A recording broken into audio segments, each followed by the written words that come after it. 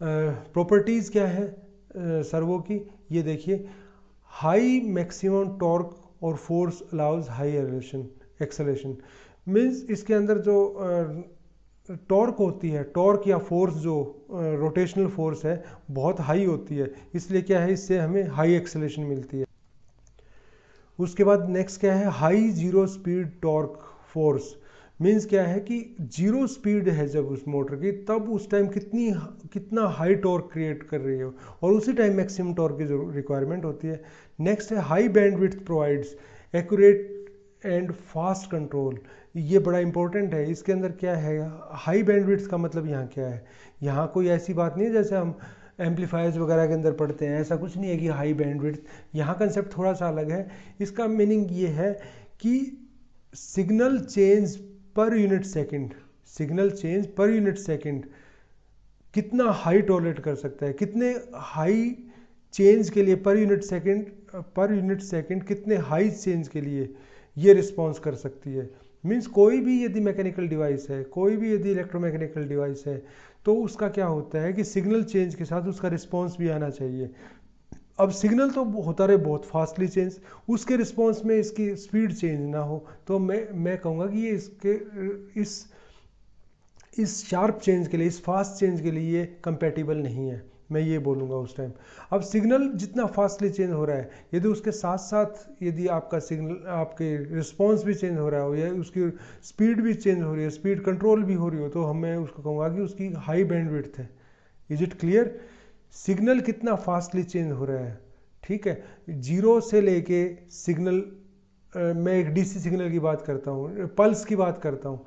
मैं एक मिनट आपको बना के दिखाता हूँ। यहाँ देखिए, यदि मैं एक इस पल्स की बात करता हूँ, इसकी फ्रीक्वेंसी क्या है, यदि मैं इसको स्ट्रेट मानूँ तो बिल्कुल स्ट्रेट मानूँ, इसकी फ्रीक्वेंसी क्या है, इसकी फ्रीक्वेंसी इनफाइनाइट है, क्योंकि ये जीरो टाइम में, जीरो से लेके, फॉर एग्जांपल ये 5 वोल्ट है, 5 वोल्ट तक जा रही है, जीरो से लेके 5 वोल्ट तक कितने टाइम में जा रही है, जीरो टाइम में। मीन्स यहाँ से यहाँ तक पहुँचने कुछ टाइम तो लग ही नहीं रहा। ये देखिए यहाँ यदि टाइम है, ठीक है, या ओमेगा टी हम इसको बोलते हैं, ओमेगा टी है एंगुलर डिस्प्लेसमेंट। तो यहाँ से यहाँ तक जाने में कितना टाइम लगा, जीरो टाइम। जीरो टाइम लगा, इसका मतलब क्या है, जीरो 1/0 टाइम से अपोजिट क्या होता है, टाइम से अपोजिट फ्रीक्वेंसी होती है। तो क्या क्या है कि यदि मैं इसको सॉल्व करूं तो क्या आएगा, क्या बताओगे, 1/0 क्या होता है, इनफाइनाइट। तो इसका मतलब क्या है कि जितना भी शार्प सिग्नल होगा, ये शार्प सिग्नल है, ठीक है, तो इसका मतलब इसकी फ्रीक्वेंसी तो इनफाइनाइट है, इसकी फ्रीक्वेंसी हाई है। और यदि मैं एक सिग्नल ऐसा ले लूं, या एक सिग्नल ऐसा ले लूं,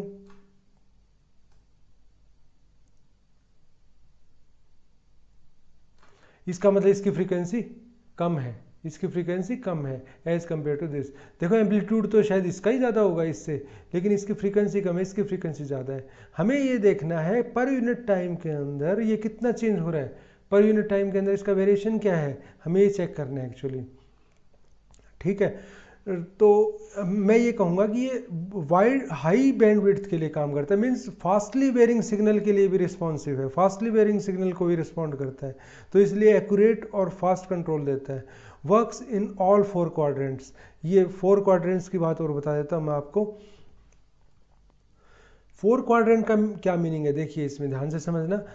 देखो मोटर को जनरली जो मोटर है उसके रोकने के तरीके क्या होते हैं, सिंपल जो मोटर है उस आपने चला तो दी, आपने स्टार्ट तो कर दी, लेकिन रोकने के मेथड क्या है, उसके ऊपर हमें ब्रेक सप्लाई करने पड़ते हैं समटाइम्स, या वो उसकी पावर सप्लाई बंद कर दो, उसको डिस्कनेक्ट कर दो, वो थोड़ी देर में अपने आप रुक जाएगी रेजिस्टिव लॉस के कारण। तो 2 मेथड है। यदि आपको वैसी रोकनी है तो आप उसको क्या करो कि उसकी पावर सप्लाई ऑफ कर दो, वो रेजिस्टिव लॉस के कारण अपने आप रुक जाएगी थोड़ी देर में।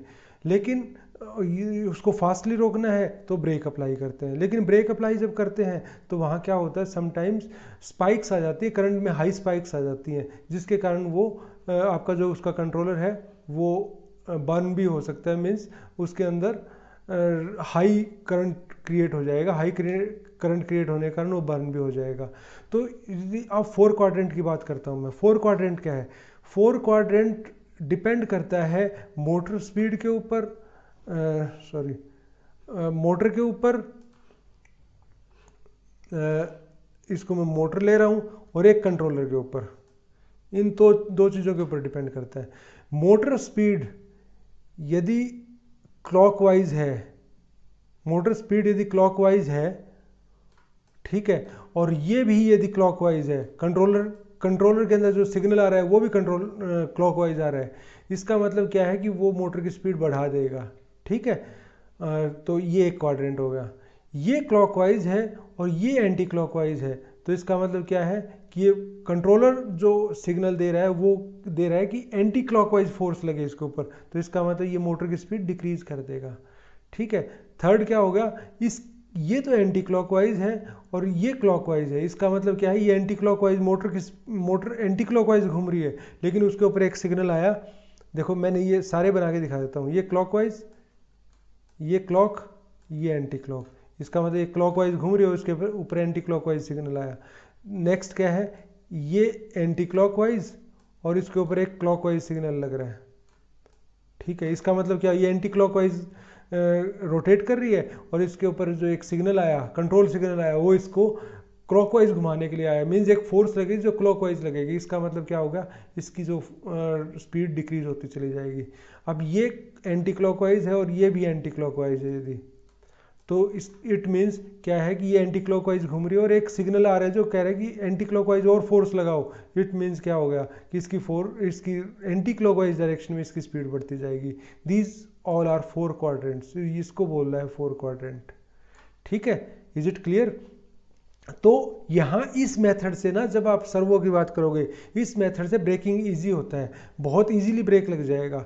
तो तभी तो हम कहते हैं कि इसका फास्ट एक्सेलरेशन होना चाहिए और फास्ट डिसेलरेशन होना चाहिए, मींस एकदम से रुक भी जाए तो एकदम से कैसे रुकेगी, पहले इसको एक्सेलरेट करके एकदम से इसका अपोजिट कंट्रोल वायर के थ्रू या कंट्रोल सिग्नल के थ्रू एक ऐसा सिग्नल दे दो जो उसको मान लिया वो क्लॉकवाइज रोटेट कर रही है, तो एंटी क्लॉकवाइज सिग्नल दे दो उसको, तो वो क्या होगा कि अपने आप रुक जाएगी एकदम से। रोबस्टनेस रफ एंड टफ है, ठीक है। नेक्स्ट जो एक्चुएटर है, इलेक्ट्रिकल एक्चुएटर, अभी हम वैसे मोटर की बात कर रहे हैं, तो हम ये कह सकते हैं कि motor are very common electrical actuator, और उसके अंदर भी सबसे पहले हमने सर्वो मोटर पढ़ी थी, उसके बाद हम डीसी मोटर पढ़ रहे हैं, और DC motor is most common motor जो यूज़ होती है, डीसी मोटर यूज़ होती है, सिंपल डीसी मोटर यूज़ होती है। तो मोस्टली जो प्रोजेक्ट्स आप देखोगे इलेक्ट्रॉनिक प्रोजेक्ट्स के अंदर, वो डीसी मोटर यूज़ होती है। डीसी मोटर बड़ा सिंपल कंसेप्ट है, बहुत चीप है, सिंपल है, इजी टू यूज़ है, लेकिन इसके अंदर बहुत ज़्यादा हम कंट्रोल एक्सपेक्ट नहीं कर सकते कि बहुत ज़्यादा कंट्रोल होगा। लेकिन हम बात जब एक्चुएटर की कर रहे हैं, तो एक्चुएटर की बात करने का मतलब ये है कि सिंपल एक मोटर रोटेट हो रही है, तो वो भी तो एक एक्चुएटर ही है। तो जहाँ हमें कुछ सिग्नल मिला, इलेक्ट्रिकल सिग्नल मिला, और जब वो जाके किसी मोटर के थ्रू रोटेशन हो गई, तो वो एक्चुएशन ही हो रही है एक तरीके से वहाँ पर। तो they are simple, cheap and easy to use. और DC motor convert the electrical energy या electrical signal into mechanical energy, ठीक है। परमानेंट मैग्नेट होते हैं और लूप वायर इनसाइड, वायर अंदर वायरिंग होती है।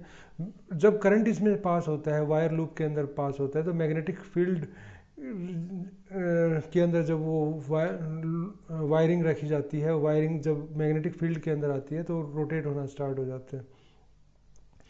नेक्स्ट है क्या है इसकी मतलब स्पेशलिटी क्या है, सिंपल और चीप है, इजी कंट्रोल करने के लिए इजी है, 1 वाट से 1 किलोवाट तक, और कैन बी ओवरलोड कर सकते हैं हम इसको।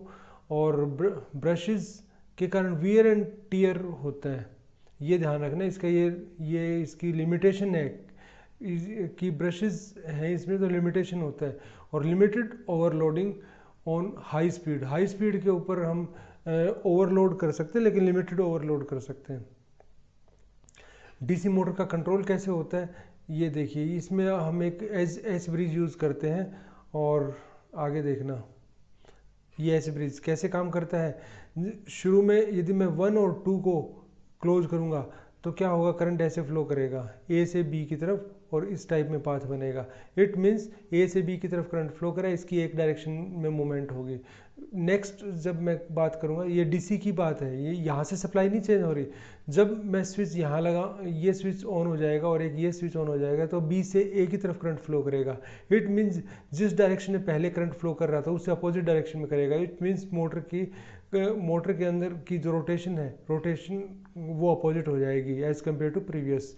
तो यहाँ से हम करंट चेंज नहीं कर रहे, लेकिन यहाँ से करंट हम इनकी स्विचिंग कर रहे हैं। तो इस स्विचेस के थ्रू, इस स्विचिंग को कंट्रोल करके हम क्या कर सकते हैं, इसकी मोशन की डायरेक्शन को चेंज कर सकते हैं।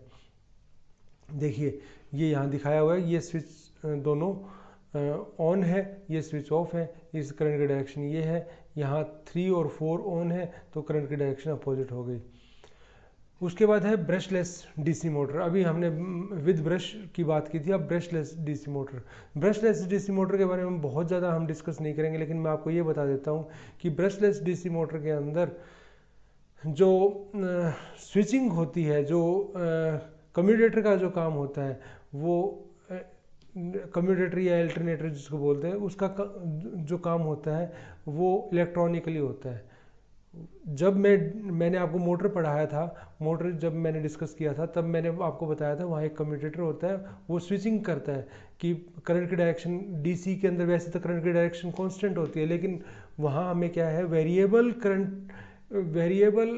डायरेक्शन चाहिए हमें करंट की, एक बार क्लॉकवाइज एक बार एंटी क्लॉकवाइज, इस तरीके से चाहिए। तो जब ये डायरेक्शन हमें चाहिए तो वहाँ क्या है, कम्यूटेटर की ज़रूरत पड़ती है। लेकिन जब हम ब्रशलेस, अब विद ब्रश जब मैं बात करूँ मोटर्स की, तो उसके अंदर सबसे बड़ी लिमिटेशन ये है कि ब्रशेज़ की वियर एंड टियर होती है। आपने लगा दिया, थोड़े टाइम बाद क्या होगा, ब्रशेज़ उसके घिस जाएंगे और आपको चेंज करवाना पड़ेगा। ये बहुत उसकी बड़ी लिमिटेशन है। तो फिर आप क्या यूज़ करते हैं, ब्रशलेस मोटर्स यूज़ करते हैं। आजकल ड्रोन वगैरह के अंदर जो मोटर्स यूज़ होती हैं वो ब्रशलेस यूज़ होती हैं। आपके पीसी के अंदर कभी आप खोल के देखना, उसके अंदर जो फ़ैन की मोटर होती है, जो प्रोसेसर के ऊपर फ़ैन लगा होता है, वो भी ब्रशलेस होती है। तो इस टाइप की ब्रशलेस मोटर्स उसमें यूज़ होती हैं, पीएम परमानेंट मैग्नेट टाइप की। और उसके अंदर क्या होता है, जो काम कम्यूटेटर का होता है वो उसमें इलेक्ट्रॉनिकली होता है, मीन्स इलेक्ट्रॉनिकली उसमें डायरेक्शन चेंज होती है।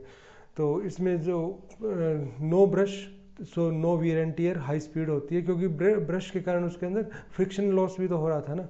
और कॉइल्स ऑन कवर, जो कॉइल्स होती हैं, जैसे जब मैं किसी भी, अब आज तक आपने मोटर देखी होंगी तो उसमें क्या होता है, जो साइड में जो होता है, जैसे साइड में, मैं इसको थोड़ा डायग्राम से बताता हूँ। यहाँ साइड में क्या होगा, यहाँ तो वाइंडिंग होगी, नॉर्थ पोल्स होते हैं इस तरीके से, ये पोल आ गया, ये फिर ये पोल आ गया, मल्टीपल पोल्स भी होते हैं, 2 पोल 3, मतलब 3 तो नहीं, कपल्स में होते हैं, पेयर्स में होते हैं, सॉरी, ठीक है, इस टाइप में पोल्स होते हैं, 2 3 4 5 6 7 8 पोल्स हो गए। तो इसमें नॉर्थ साउथ इस तरीके से होते हैं। और बीच में क्या होता है, बीच में होता है रोटर की वाइंडिंग। इसके अंदर क्या होगा, जब मैं ब्रशलेस की बात करूंगा, ये तो मैंने ऑर्डिनरी बताया है आपको, ये जब मैं ब्रशलेस की बात करूंगा तो इसके अंदर क्या होगा, रोटर और जो स्टेटर होते हैं उसकी जो वाइंडिंग होगी वो इस कवर के, आउटर कवर के ऊपर ही होगी, ठीक है। उसमें इस तरीके का है, जैसे ये है, यहाँ रोटर का शाफ्ट होता है, जैसे, तो शाफ्ट नहीं, रोटर के यहाँ रोटेट होने वाले जो विंग्स होते हैं वो इधर होंगे, और यहाँ वाइंडिंग यहीं होंगी, जो वाइंडिंग होंगी यहाँ यहीं होंगी, ठीक है। तो उसमें रोटर और स्टेटर के जो वाइंडिंग है बस यही है, और सेंटर में नहीं होती, इसलिए क्या है, कूलिंग बेटर है। और एक्सीलेंट पावर वेट रेशो, इसका मीनिंग क्या है, पावर वेट रेशो का मतलब सेम वेट के लिए यदि मैं बात करूं, जो पहले हम विद ब्रश जो यूज़ करते थे डीसी मोटर, उसके अंदर सेम वेट के लिए कम पावर की मोटर बनती थी। अब सेम वेट रखते हुए ज़्यादा पावर की मोटर बन सकती है, यदि मैं पावर वेट रेशो की बात करता हूँ। तो इसका मीनिंग ये है, सिंपल है और उसके बाद इसकी कंस्ट्रक्शन सिंपल होती है, और स्पीड और एंगल फीडबैक दोनों फीडबैक इसके अंदर रिक्वायरमेंट है, ये इसकी लिमिटेशन है। और मोर कॉम्प्लिकेटेड कंट्रोलर, इसके कंट्रोलर कॉम्प्लिकेटेड होते हैं कंट्रोल करना, क्योंकि मैंने आपको बताया था कि इसके अंदर, मैंने आपको क्या बताया कि इसके अंदर जो कंट्रोलिंग होती है, जो कम्यूटेटर का काम होता है, वो भी हम इलेक्ट्रॉनिकली करते हैं। इसका मतलब वो भी कंट्रोल सिस्टम कंट्रोल करेगा, उसको जो कंट्रोलर है वो कंट्रोल करेगा। ठीक है, मीडियम पावर में अवेलेबल है, 10 वाट से लेकर 50 किलो वाट तक, ये मीडियम पावर के अंदर अवेलेबल है। So these are our brushless DC motors. उसके बाद बात आती है सिंक्रोनस मोटर्स की। बहुत ज़्यादा डिटेल में नहीं जा रहा। सिंक्रोनस मोटर की सबसे बड़ी खासियत ये होती है, सबसे बड़ी क्वालिटी ये होती है कि इसको आपने एक बार जो स्पीड दे दी है उसी स्पीड के ऊपर रहेगी, स्पीड चेंज नहीं करेगी, होगा विद रिस्पेक्ट टू लोड। यदि आपने समटाइम्स देखो किसी मोटर के ऊपर जब लोड डालते हो तो उसकी क्या होता है, स्पीड चेंज हो जाती है। आपने देखा होगा, मिक्सी की बात कर लो, आपके घर में जो मिक्सर जूसर ग्राइंडर होता है उसकी बात कर लो, या फैन के ऊपर थोड़ा सा हाथ लगाना, मीन्स उसके सेंटर पार्ट को टच करना कभी, ठीक है, और फैन यदि घूम रहा हो तो क्या होगा, उसकी स्पीड के अंदर डिफरेंस आ जाएगा, स्पीड के ऊपर फर्क पड़ेगा उसके ऊपर। ठीक है, तो जब मैं सिंक्रोनस मोटर की बात करूँ तो उसके ऊपर जब आप लोड डालोगे तो लोड डालने से उसकी स्पीड के अंदर वेरिएशन नहीं आता, ये इसकी सबसे बड़ी एडवांटेज है। लेकिन लिमिटेशन इसकी बहुत है, इसके हैवी बहुत होती हैं ये। ठीक है, इसलिए क्या है, ये इंडस्ट्रीज़ के अंदर यूज़ होती हैं और हैवी इंडस्ट्रीज़ में यूज़ होती हैं, जहाँ बहुत हैवी वर्क चाहिए। शिप्स के लिए यूज़ होते हैं, इंडस्ट्री के अंदर यूज़ होती हैं। इसके अंदर एक चीज़ और स्पेशल है, इसको एक सिंक्रोनाइजिंग स्पीड तक किसी दूसरी मोटर से रोटेट करना पड़ता है, उसके बाद फिर ये अपनी स्पीड लेती हैं। सिंक्रोनाइजिंग स्पीड पे आने के बाद फिर ये अपना काम अपने आप करना स्टार्ट कर देती हैं। ठीक है, उसके बाद एसिंक्रोनस मोटर है। एसिंक्रोनस मोटर सिंक्रोनस से अलावा जो भी मोटर्स हैं वो इंडस्ट्रीज़ के अंदर यूज़ होती हैं। इसका लिमिटेशन ये है कि इसको कंट्रोल करना या डिफ़िकल्ट है। और मैंने बताया था लोडिंग भी मानती हैं, जो भी एसिंक्रोनस मोटर हैं वो लोडिंग भी कंसिडर होती है वहाँ, कि आपने लोड डाल दिया तो उसकी स्पीड डिक्रीज हो जाएगी, ये चीज़ भी वहाँ है। नेक्स्ट है स्टेपर मोटर्स। स्टेपर मोटर्स क्या होती हैं? स्टेपर मोटर्स हैं जो स्टेप में काम करती हैं, स्टेप में मूवमेंट होती है जिनकी। जैसे एक बार आपने एक सिग्नल दिया तो उसने एक स्टेप मूव कर लिया, फिर एक सिग्नल दिया तो इसने एक स्टेप मूव कर लिया। तो स्टेप का साइज़ क्या होगा वो एंगल के ऊपर डिपेंड करता है।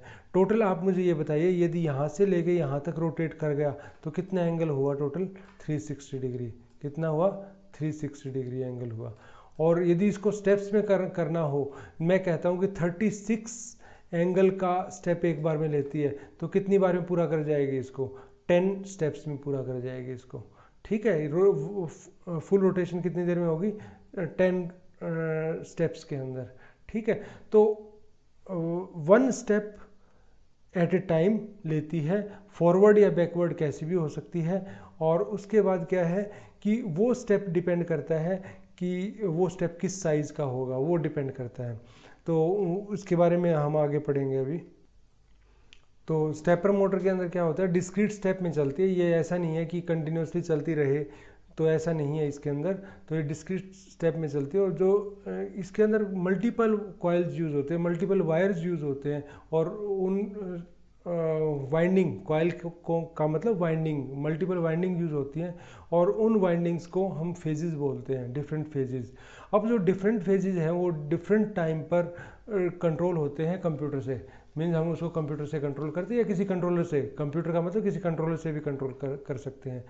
तो हम प्रेसाइज पोजीशनिंग और स्पीड कंट्रोल इससे कर सकते हैं। लेकिन इसमें इसकी एडवांटेज क्या है, इसके अंदर फीडबैक यूज़ नहीं होता है। इसमें जो भी काम आपको करना है वो आप उन वाइंडिंग के स्टेप्स को कंट्रोल करके ही करोगे, जो भी काम उसमें करना है। तो इसलिए इसके अंदर फीडबैक यूज़ नहीं होता, जैसा कि सर्वो मोटर में यूज़ होता था। सर्वो मोटर की एक एडवांटेज थी कि उसके अंदर जब वो रोटेट की, जब वो अपनी फाइनल पोजिशन के ऊपर जाएगी, फाइनल डेस्टिनेशन के ऊपर जाएगी, उसके बाद वो जीरो पावर कंज्यूम करेगी, पावर कंज्यूम नहीं करेगी। लेकिन जब हम स्टेपर मोटर पर आएंगे तो वो अपने फाइनल पोजीशन पे आने के बाद भी पावर कंज्यूम करती रहेगी, क्योंकि उसकी जो वाइंडिंग्स हैं उसके अंदर करंट रहेगा उस टाइम भी। स्टेपर मोटर की जो कैरेक्टरिस्टिक्स है वो क्या है, स्टेपर नंबर ऑफ स्टेप्स पर रिवॉल्यूशन, ये क्या है 1.8 डिग्री पर, जैसे एग्जांपल है 200 स्टेप का मतलब क्या है 360/200 कर दो, 360/200 इसका मतलब 1.8 डिग्री पर स्टेप। और उसके बाद क्या है maximum number of steps per second कितने हो सकते हैं, stepping rate is equal to maximum speed. Stepping rate जो हुआ उसको हम मैक्सिमम स्पीड बोलते हैं। स्टेपिंग रेट क्या है, अब मीन्स कितने स्टेप्स, ये स्टेपिंग रेट है, ठीक है, वो मैक्सिमम स्पीड है। Driving A stepper motor requires a 4 step switching sequence for the full step motor, ठीक है। इसके अंदर क्या है, जब मैं फुल स्टेप की बात करता हूँ, फुल स्टेप मोड की बात करता हूँ, तो 4 स्टेप के अंदर वो पूरा एक रिवॉल्यूशन मीन्स एक रोटेशन कंप्लीट करता है। जब 8 स्टेप की बात करता हूँ तो उसके अंदर क्या स्टेपिंग एंगल कम हो जाता है, तो हाफ स्टेप के अंदर उसके कंप्लीट करता है वो। तो स्टेप फ्रीक्वेंसी बहुत फास्ट भी हो सकती है इसके अंदर। स्टेपर मोटर के अंदर क्या है, एंगल कंट्रोल आप करते हैं, स्लो है, ये स्पीड स्लो है, यूजुअली नो फीडबैक यूज्ड, ये इसके एडवांटेज है। और एक्यूरेट पोजीशनिंग एक्यूरेट होती है वो तो सर्वो मोटर में ही होते हैं, सर्वो मोटर की ज़्यादा बेटर है। Without feedback no not servos, feedback के बिना यूज़ होती है, जब बता चुका हूँ मैं आपको। और जैसे सर्वो के अंदर वो काम नहीं होता, वो उसमें फीडबैक होती है। इजी टू कंट्रोल करना इजी है क्योंकि फीडबैक नहीं है इसमें। तो ये स्टेपर मोटर का इसने डायग्राम दिया हुआ यहाँ हमने, ये देखिए इसका व्यू है। यहाँ आप स्टेटर देख रहे हैं, यहाँ आप रोटर वाइंडिंग देख रहे हैं, ये इस तरीके से देख सकते हैं। इसमें परमानेंट मैग्नेट यूज़ हुआ है, इसके अंदर परमानेंट मैग्नेट यूज़ किया गया है। तो वो जब इस फील्ड के अंदर रखा जाएगा तो उसके ऊपर फोर्स लगेगी और फोर्स रोटेट होना स्टार्ट हो जाएगा। देखिए एक्चुअल में क्या है, पोल यहाँ बनेंगे और पोल ही इसके ऊपर बनेंगे, ध्यान देना इस चीज़ को। थोड़ा सा कंसेप्ट अलग है। सिंपल मोटर की जब हम बात करते हैं तो उसके अंदर क्या है, फील्ड के अंदर हमने एक वाइंडिंग रखी हुई है, उसके ऊपर फोर्स लग रही है। लेकिन यहाँ थोड़ा सा अलग है, यहाँ फील्ड के अंदर दूसरा मैग्नेट रखा हुआ है और वो अट्रैक्शन या रिपल्शन के ऊपर काम करेगा, वो इस तरीके से काम करता है। तो ये थोड़ा सा डिफरेंट है। यहाँ देखिए, यहाँ ये इसका क्रॉस सेक्शन व्यू दिखाया गया है, यहाँ आपको पोल्स दिख रहे होंगे और ये यहाँ रोटर दिख रहा है आपको, ठीक है, ये रोटेट करता है इसके बीच में। ये देखिए यहाँ ये स्टेप देखिए इसका कहाँ है, यहाँ से देखने में आपको पता लग जाएगा ये इसका स्टेप कहाँ है और ये स्टेप इसका मूव कर गया आगे, ठीक है। तो ये क्लियर है। यहाँ देखिए स्टेपर मोटर का पल्स दिखा रखी है कि किस तरीके की पल्स देंगे। इसके अंदर आप ये देखिए यहाँ एक वाइंडिंग ये है और एक वाइंडिंग ये है, इंडिपेंडेंट वाइंडिंग है दोनों। तो इसके अंदर हम ये बता रहे हैं कि 4 स्टेप कैसे दिए गए हैं, 1 2 3 4, ए के ऊपर ऑन ऑन ऑफ ऑफ, और ये तो इसका कॉम्प्लीमेंट है, ए का कॉम्प्लीमेंट, ये बी है, ये बी का कॉम्प्लीमेंट। ए और बी का आपस में कोई रिलेशन नहीं है, ये ऑन है, ये ऑफ है, ये ऑफ है, ये ऑन है, ये ऑफ ऑन, ये अपोजिट है एक दूसरे के, बी और बी का। यहाँ देखिए दोनों ऑन है, यहाँ ये ऑन है, ये ऑफ है, यहाँ ये ऑफ, ये ऑफ, यहाँ ये ऑफ, ये ऑन, ठीक है। इसके ऊपर डिपेंड करेगा कि आपका कौन सी कॉइल एनर्जाइज्ड है।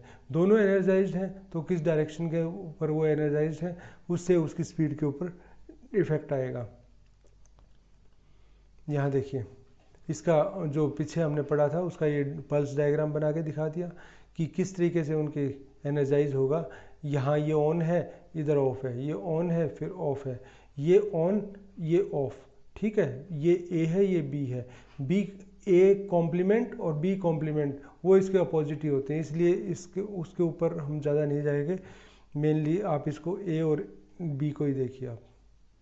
स्टेपर मोटर की एडवांटेज क्या है, फीडबैक नहीं है कोई भी।